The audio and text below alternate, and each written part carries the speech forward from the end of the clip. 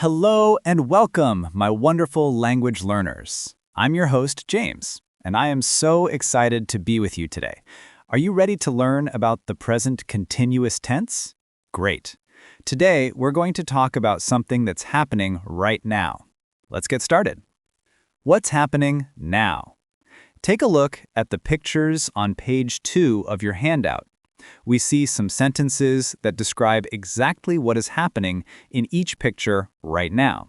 For example, she's eating. This tells us she is in the middle of eating. We also see that it's raining and the sun isn't shining.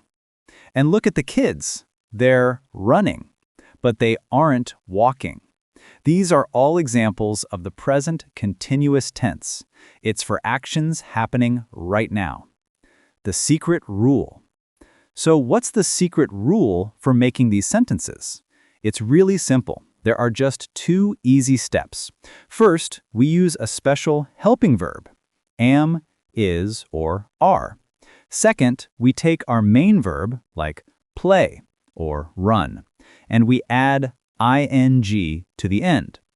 When we put them together, we get a perfect sentence that shows an action happening right at this moment.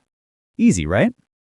Now, let's learn the simple rules for which helping verb to use.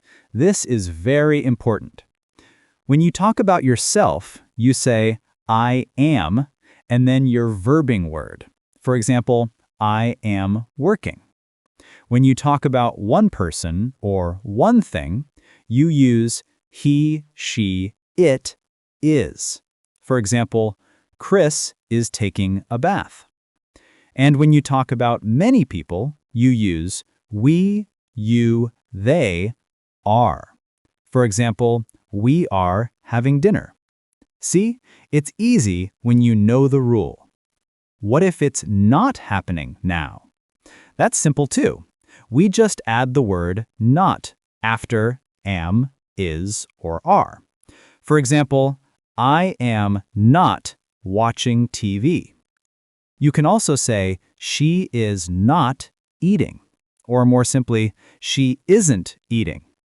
And for many people, you would say, they are not listening to me, or they aren't listening to me. New verbs, new spelling.